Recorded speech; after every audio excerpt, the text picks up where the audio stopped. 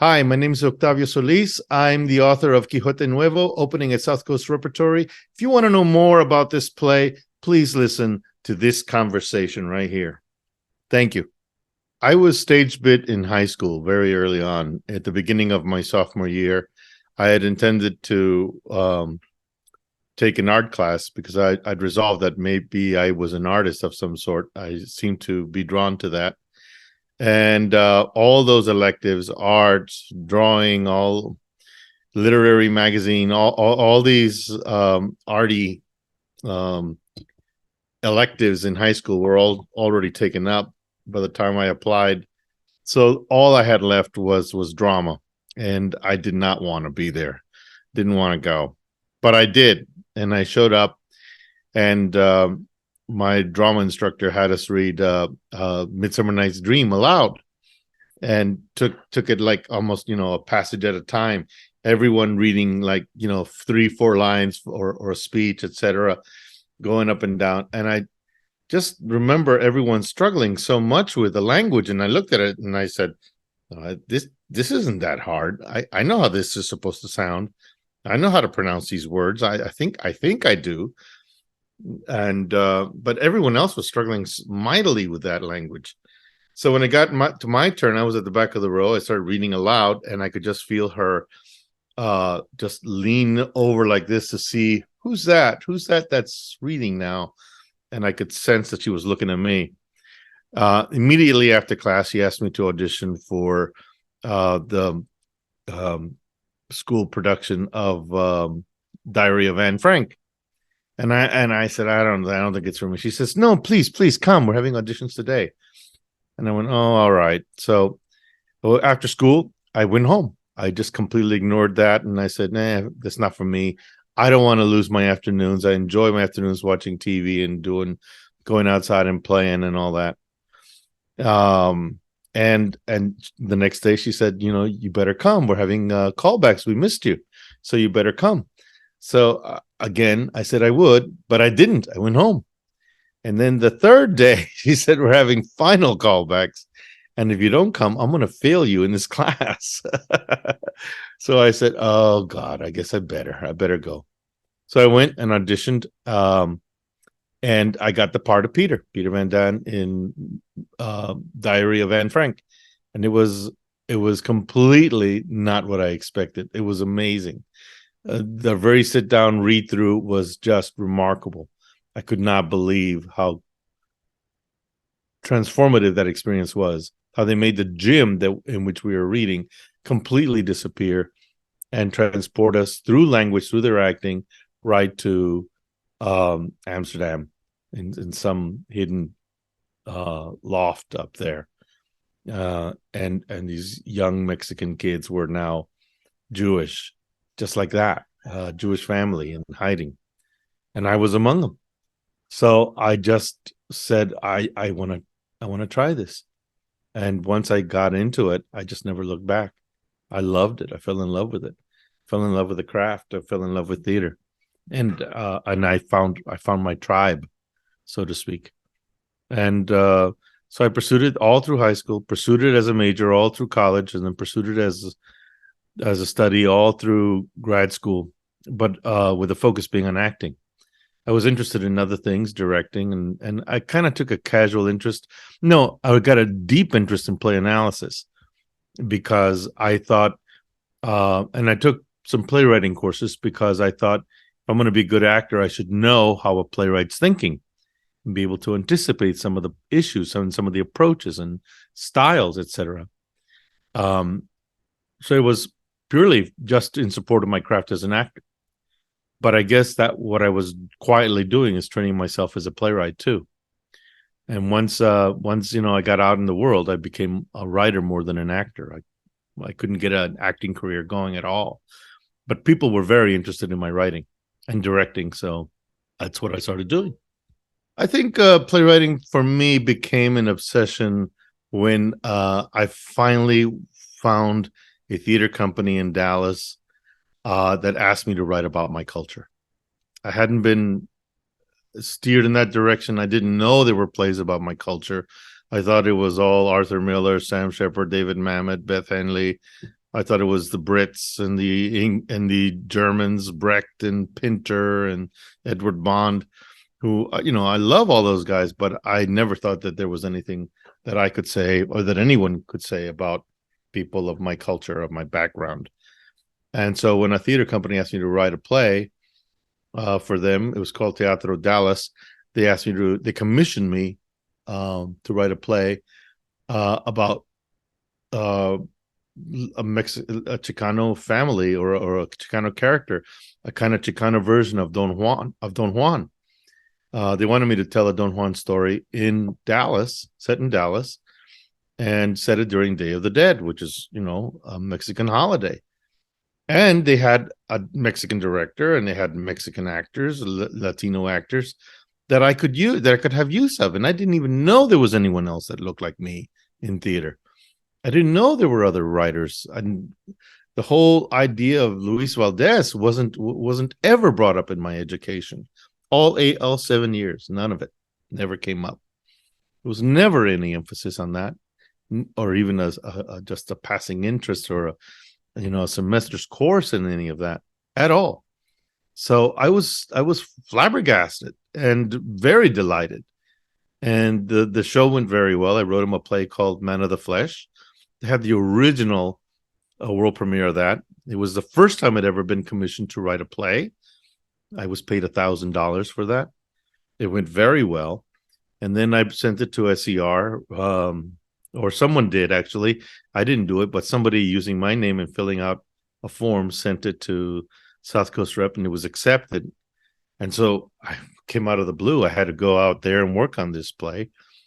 And eventually South Coast Rep also produced it. And because I did so much revision on the work, I really felt like I had to call it another world premiere. So we called it a world premiere for them too. And that launched my my relationship with South Coast Rep and my career as a playwright with a background and an emphasis on Latino work. And so I felt like I knew I had to do that. That became my obsession. But also, I'd still tried to be an actor all during that whole time, and when I was in Dallas. And when I was working on Man of the Flesh, I was so into it. I started getting really into it that I started resenting in the afternoons when my agent would call and say, "You have an audition. You got to go right now." Da da da. And I'd have to go to these auditions, and it felt like I was being interrupted. And one time I was really annoyed when they sent me on one, and I went over there and I looked at the side, and it was for a Coors commercial, 2 or 3 sentences or maybe even words. I don't remember. And I said, I'll nail this. This will be easy. I'll get this Spanish language Coors commercial. But then I turned around and saw 30 other people, 30 other guys that looked like me, except they were handsomer and buffer. And they were looking at that text like it was fucking Shakespeare. They were just so wrapped up in it.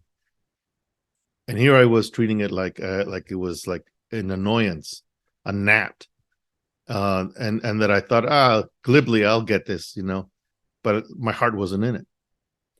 And at that point, I said, I can't be an actor anymore. They can have it. They clearly want it more than I do. They deserve it more than I do. But I will write plays for these guys from now on.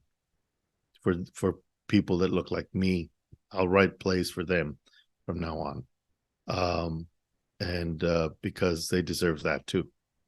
Because I wasn't seeing plays for me, and I wasn't getting cast in those parts because I looked Mexican. I wasn't getting cast in Chekhov plays. I wasn't getting cast in Shakespeare. We just weren't. And that was in the 80s. So I said, things have to change. And I've been part of that change. I'm very proud to have been part of it over the last 30, 40 years, or, to be part of that. And that SCR has been very much a part of that as well. This is the 5th play I will have done at South Coast Rep. I think what separates theater and theater actors from the boys is that it's a live experience. You can't stop and say, "Oh, can I do another take?" You are on, and you're on, and you're on till the show closes, till the curtain comes down, or the lights fade out, or the audience leaves. And being part of the live experience means you have to be in contact. You have to really feel the audience presence. You can't not feel them. They are there, and they change the performance. In a movie, you know, I can get up and go to the bathroom 3 times during a movie, and the movie doesn't care. Al Pacino up there doesn't care. He doesn't know. You know, the theater could be empty, and the performance never changes. It's the same if it's one person or 1,000 people in that room watching that movie. In the theater, it changes.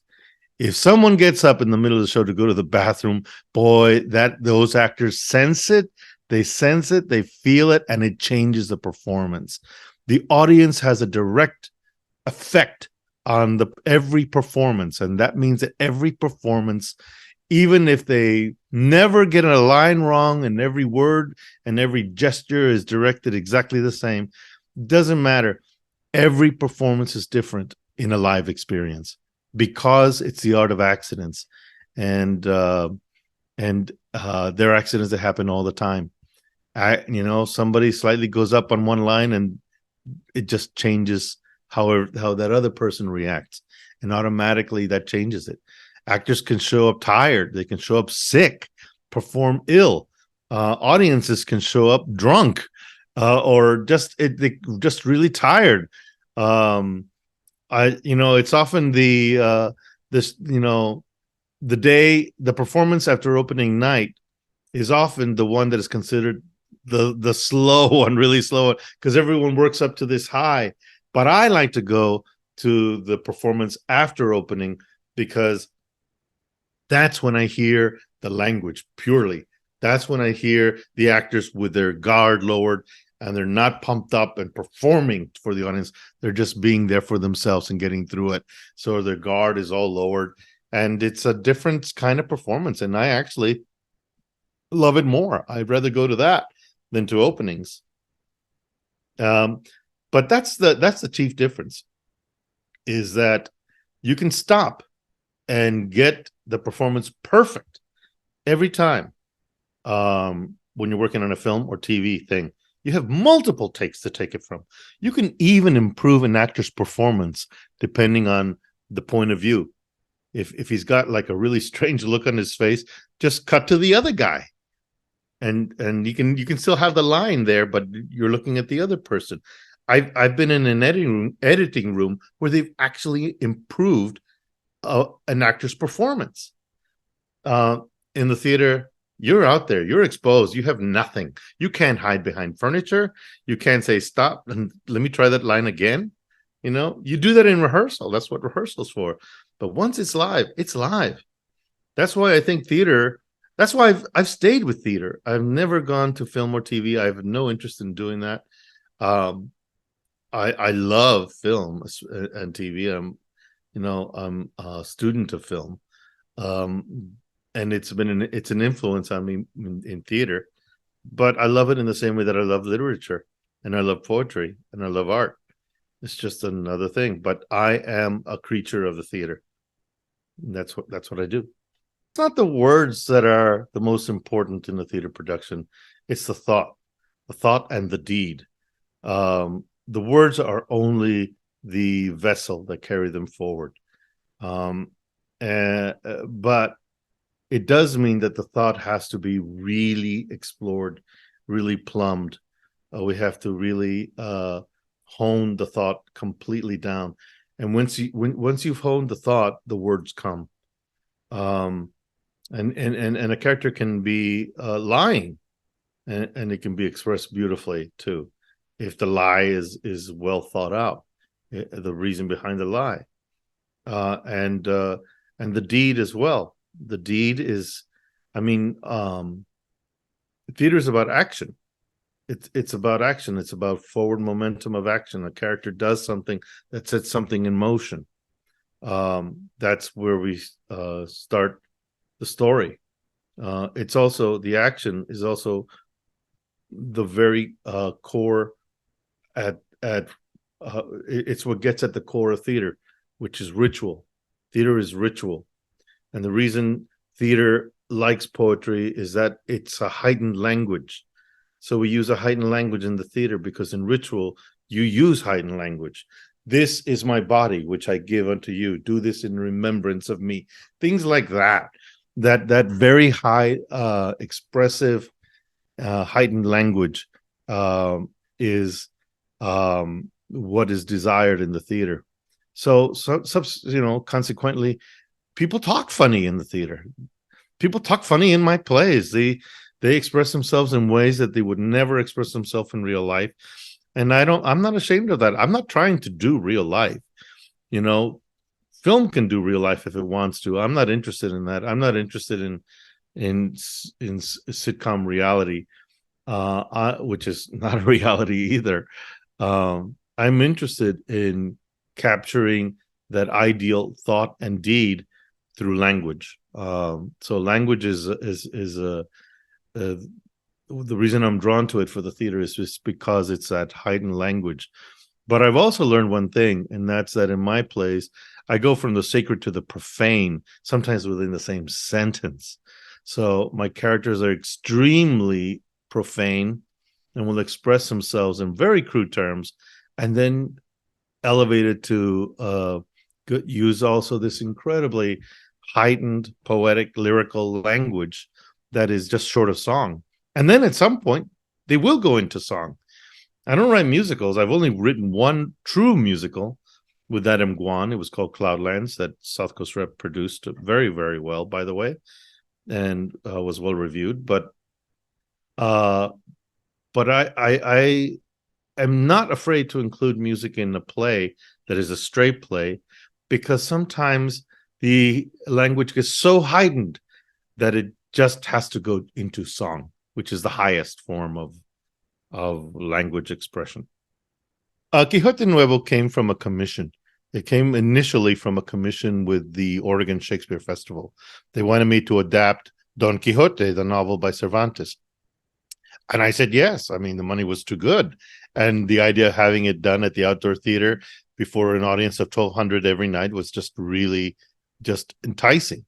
And then I also would like the challenge of trying to adapt that massive, huge novel, which even most Spaniards have never read, but everybody seems to know Don Quixote.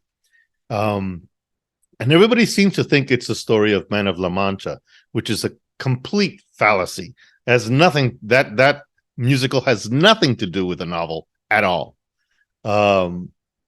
It just has the character of Don Quixote in it, but it's not the story of the book at all. So I really went out to try to truly adapt that novel. Well, it's impossible. It's just it's a picaresque adventure that a character goes through, and every 2 pages is a different adventure. I mean, every 2 or 3 pages is a different adventure in an 800, almost 1,000-page book, actually. So it's like you can't include them all. So I had to start picking out, cherry picking the adventures that seemed like they'd be fun to stage, fun to see on the stage. It also has like 5 novellas in there of 60, 70, 80, like 20-page long stories within there that have nothing to do with Quixote. He isn't even in there. And then there's 2 books. It's book 1 and book 2, which are like almost completely different, but there's still Sancho and Sancho Panza and Don Quixote in there. So anyway, it was an undertaking that I felt I successfully pulled off, and it went really well. But I felt like it was still like I still didn't quite get it. I didn't get it, and I didn't understand what was missing from the book, from the play. I just didn't know what, but I just didn't. I thought I'm not going to let anyone else touch this because I'm not there. I have to rewrite this. Got to figure it out. And then Shakespeare Dallas in the Parks contacted me and said they wanted me to do it as well, but they said, can you set it in modern day Texas, and can you add more Spanish to it? And I went, oh, well, there's a thought, and I did it. But I was lazy about it. I think I just took the play that I had just done and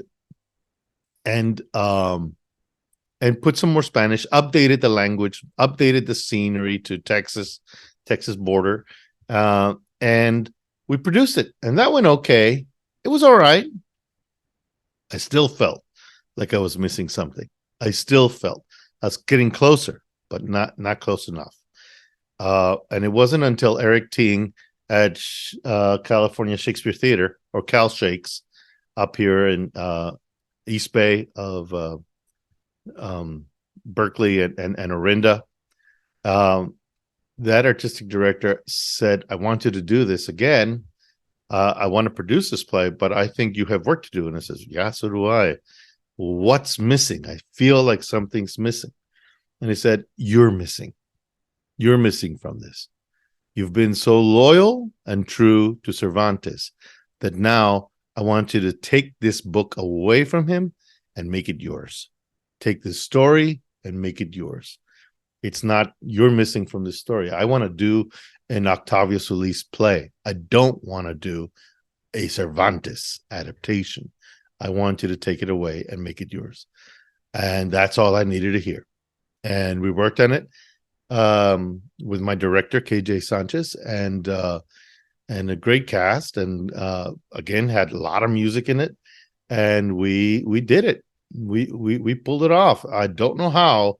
I wrote a completely new play, completely new, and set it really close to home. I felt like the first one I was in Spain, the second one I was at least in Texas, the third one I was home. I was home. I was writing about me. I was writing about my culture in a deep and profound way that really spoke to me, dealt with issues that I was very concerned about. I've always thought that Quixote wasn't just this crazy quixotic hero, some guy who likes to fantasize about knights and all that, and then did heroic things. I always thought that he was suffering from dementia, that he was suffering from Alzheimer's or something like that. And my mother is going through that right now, and has been for a number of years. And she was very present in my consciousness when I was doing that, because I wondered when and if and when symptoms like that would show up in me. And I still have that apprehension, because I believe the gene is carried through the mother. And so I worked on that. I made Quixote, my Quixote, be a scholar of Spain, who lives right along the Texas border, near around Big Bend area, up near El Paso, and he starts to as he starts to lose his memory, he starts to conflate his own life, his own past, with the events of his favorite novel that he's been a scholar of and knows extremely well, conflating those things together, which I think is probably what happens in Cervantes' novel too. I don't think anyone's ever interrogated it in that way, but I certainly did. I think there are other story arcs that are involved in this. I mean, this is a man who at the end of his life, his sister and his niece are all really deeply concerned about him, because all he does is spend time with his books, and he hardly eats. He's forgetful. He goes into these episodes where he sees things just like someone with Alzheimer's, and he knows that they're about to put him in hospice care in a senior facility where they can treat him and watch him and take care of him, and he does not want to go that. He wants to have one last fling, one last adventure, to resolve some things from his past that are haunting him. And before he loses his memory completely, he wants to revisit an event from his past that really shaped who he is, and why he carries so much guilt in his hidden heart, and why he used Cervantes and Don Quixote as a method of study to kind of assuage himself with of that guilt. So he becomes his own, his literary hero for that time, and goes around Texas, around the southern area of Texas, which resembles a lot like a lot of La Mancha, very rocky terrain, where there's some sheep, sheep herders there, just like in the novel, and goats and stuff like that. Very rural, very isolated, and where I also can then address some important matters that I feel needed to be addressed, especially dealing with the undocumented. So there are some political issues that I address in through this play, and I felt it incumbent on me to try to do so, because I just got tired of when I was writing of the right trying to completely demonize immigrants who are coming over looking for, just a new start, a new life. And I thought, ooh, this could actually work. I could make it work. And I do. I feel like I'm doing it in a way that is thoughtful, that is also provocative, and so but fair. I think I'm also doing it in a fair way. So those are some of the concerns that I think that are present in the work as well. So it's not a work of whimsy.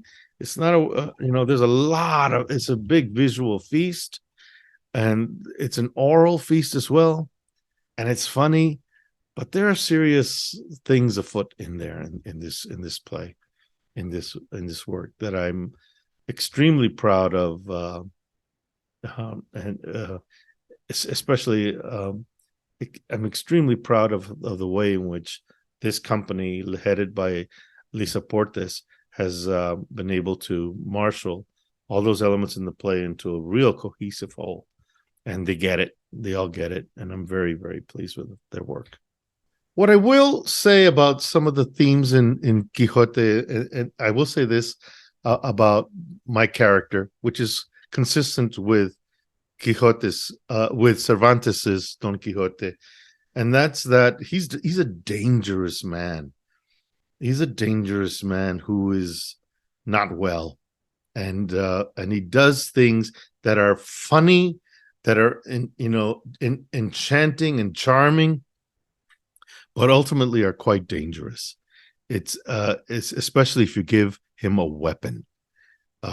If you give him a lance and a sword, he can be very dangerous. And in today's culture, if he weren't a student of Cervantes, he might have had a gun, and then he could have done some real serious damage. But they're looking for him. His own family is looking for him. The barber who the barber in Cervantes' novel, it becomes a psychologist, his therapist, who has been treating him and giving him medication, and that's how the barber functioned in those days. The barber function was a bleeder with leeches. Used leeches. The barber's bowl wasn't just to cut hair; it was actually to catch blood from leeches, because they were involved in bleeding. He was the equivalent of the doctor in that period. And then the other person is a priest. So he's got someone from the medical world and someone from spiritual world, involved with the spiritual world, the life of the soul, who are trying to get to him and help him. And they're ineffective. They can't do it. They can't catch him. They can't make him see reason. So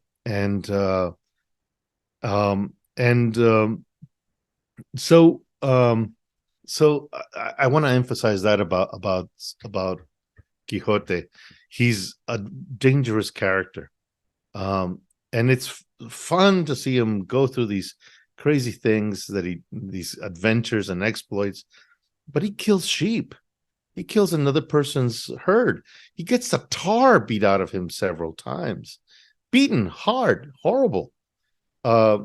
He takes what he thinks is this potion, and it makes him vomit, and it makes him go to the bathroom a lot. He's And he puts Sancho through hell. And Sancho's just trying to, my Sancho anyway, he's just trying to make sure he stays out of trouble and trying to coax him back home. And by the end, there's a part of him that really deeply believes in him, believes in his quest, because we all have our dreams of a quest like that. It's just that he's doing it with half a mind, with a fading, with his memory fading, and with very little else to help him in an age that no longer believes in chivalry. In fact, at the time that this novel was written, they didn't believe in chivalry either. The knights were like, the whole world of the knights was at least 400 years old. It was gone. It was a fantasy. And now it's like, even further gone now, although you wouldn't know it with all the sword and sorcery stuff that's out there. When Cervantes wrote this novel, he really wanted to lampoon and make fun of all those people that were reading all those romances, those knight and shining armor romances and dragon slaying and magicians and magic and giants and trolls and ogres. He just thought that was all bunk, that they should read about real life, about the real world. So he wrote this novel about a guy who really falls for that, and how he confronts the real world, how that it clashes when he tries to, attack dragons, and it's like, someone's ox, or sees an entire army when it's just a herd of sheep, and he engages them in battle. It's just he's trying to show them how ridiculous it is to fall for those fantasies. He wrote this in rebellion of that, in a revolt. Well, the same thing continues today. You go look at Dungeons and Dragons, Harry Potter, Lord of the Rings, Robin Hood, all those movies and TV shows that have to deal with sword and sorcery, all that magic stuff. It's still going on. It's still very vital. It still really attracts the imagination. And so I feel like the novel is even more relevant than it was then. And in some respects, I think my play is too. So anyway, that's it. I feel like I've come full circle with this work, because Man of the Flesh started there, and it dealt with Day of the Dead and the skeleton world, and Mama Kalaka, who was the mother of death, the mother as death, as a symbol of death. And there were all these skeletons. Well, I'm back to that world again, except this time it's from the father point of view. It's Papa Kalaka. So it's really weird how I've come full circle with the Day of the Dead themes in this work as well. Really, really interesting to me how it circled here with SER. I saw the production that Lisa directed at the Denver Center a year ago. I came in, sometime during the run, and I watched it, and I was tremendously blown away, and hope that somebody else would pick up this production and produce it, because her heart's in it, and clearly deeply in it. My other colleagues, my first director, KG Sanchez, was able to get 3 more productions from the Cal Shakes one. That went from Hartford Stage to the Huntington in Boston to the Alley Theater in Houston. And then Lisa really loved the play, produced it at the Roundabout Theater in Bethesda, and then did a really full-on production with puppetry, tremendous puppetry at the Denver Center. And that's what we're bringing here. Although she gets to really, really, work on it and develop those themes even more. So I think she's really on her way to doing something really special.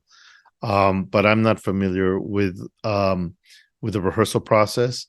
I know Herbert Siguenza, and he's a good friend of mine. He's a member of Culture Clash. I've been following their careers for over 30 years. When they were in San Francisco, and I had just moved there back in 1989, 1990. And So I'm very honored that he's still doing the part here. It's really, really, really great. And so I think they're going to do well. They go from here to Seattle Rep. They present it there, and then they go to Portland Center Stage in the spring. I never, I can't ever predict what the audience is going to get out of it. I don't even know what I want the audience to get out of it. I just want them to come.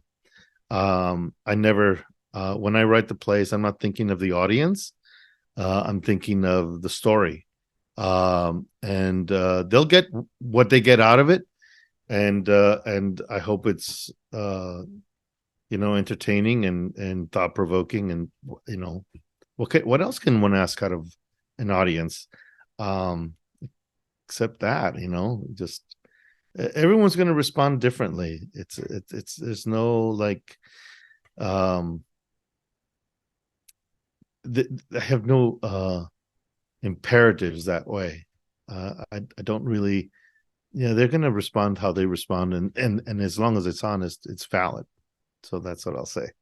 I think they need to attend this play at SER because SER is a jewel in the community, and they need to support the theater. Theaters across the country are in real trouble. They have been since the pandemic, and there's been many, many casualties. So many small and mid-sized theaters have gone under in the years during and after the pandemic. And people seem to have fallen out of the habit of going to the theater. And whenever there's a work of original theater that is thought-provoking, whether it's from me or any other writer, whether the work is new or old, they need to come and support it. They need to come and stand by their theater like they stood before. They need to support it and develop it, because losing an organization like South Coast Repertory will be very bad, and it will mean that all the artists who work there, their resumes will come to mean nothing if they show their resume to somewhere else, and there's no, and SER is listed and there is no SER anymore. So it's important. It's an important community center. It's an art center, and it needs to be supported. They all do. All theaters need to be supported, and the only way really you can support is by donating to the theater and coming to see the work and talking it up and bringing guests as quickly as possible. You just need to get people to come to the theater. I've never seen theater undergo such a crisis as I have in the last few years. And I've been fighting for my local theater here, the Oregon Shakespeare Festival, for the last 2 years. And every day it's another day in this continuing battle to save our companies. If we lose them, it'll be a tremendous loss that will be hard to measure. An immeasurable loss. And let me just put it that way. It'll be an immeasurable loss. So I really encourage everyone they have to come. They have to come see Quixote Nuevo. They have to come see every show in the season. It's vital. Well, South Coast Repertory has a reputation for developing new work and being a home to writers who are still learning their craft, who are still figuring it out, or even established writers who have new work they want to share. And that's been the hallmark of South Coast Repertory. They're both engaged in doing classics, and doing works that are important, that have been off Broadway or on Broadway, and to develop their own writers.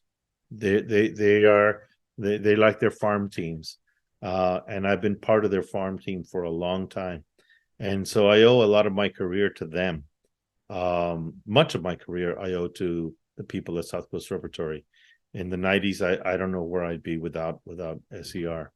And so I do believe that's what makes SER great, is that it has a real strong um, a real strong program for developing writers and giving them a voice, giving them a platform on which to develop their work their way with guidance. You know, that's a thing. They have a strong dramaturgy department, and a real strong literary department, and they're there to help find the work.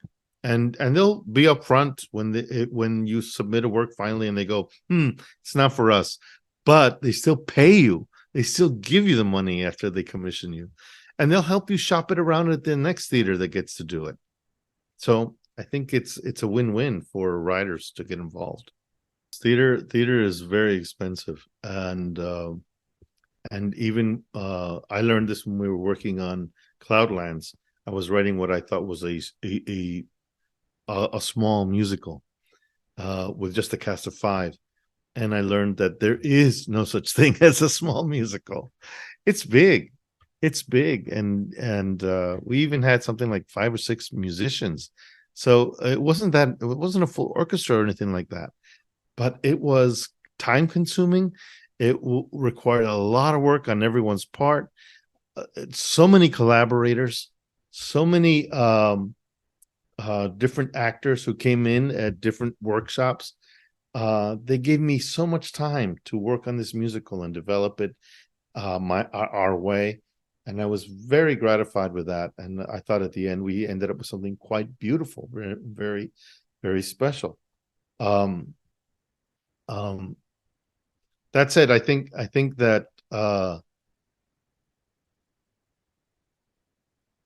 I think that's what makes SER really an outstanding organization. Is they have a stable of writers and artists who are there to work and fight for this theater.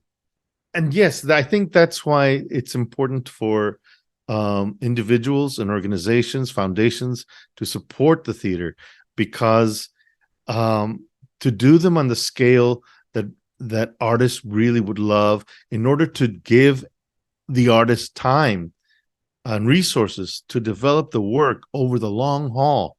And it could take years. It took me 2.5 years to get La Posada Mágica ready for the stage when they produced my Christmas play. And it took 2 years to get Cloudlands ready. These works do not come up overnight. They require a lot of attention, a lot of care, serious care, and it can't be a cookie cutter because every artist is very different. That requires time and resources and ultimately money.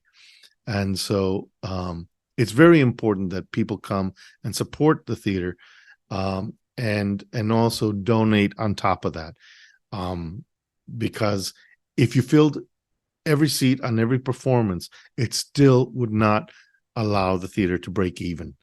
The only thing, especially when a lot of those tickets are provided to at student discounts, and they bus in students to see the shows and they take the seats. I mean, it's just there's just no way that a single performance that is completely full will fully pay for that production. It requires additional funding. And yeah, it's a lot, but it's really, really worth it. It's really worth it. And you walk out of there with an experience that is incomparable to anything you may see on TV or film, because you, as a viewer, are engaged in creating the picture. You're engaged in completing the experience with your imagination. There's nothing left to the imagination in film and TV. You don't have to imagine it. You don't have to move your head around for this way or that way as you watch characters talk. You don't have to imagine anything at all, because it's all fed to you.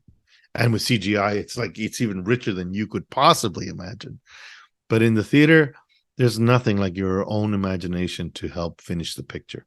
So anyway, those are my final words, and I'm sticking to them. My name is Octavio Solis, and I'm the playwright of Quixote Nuevo that is opening at SCR, South Coast Repertory. So please, I urge you all to come and support our company, our theater, and this story, and as it provides this wonderful, rich Latino view of Quixote Nuevo to the Orange County, Santa Ana area, and all of SoCal. Please come and support it.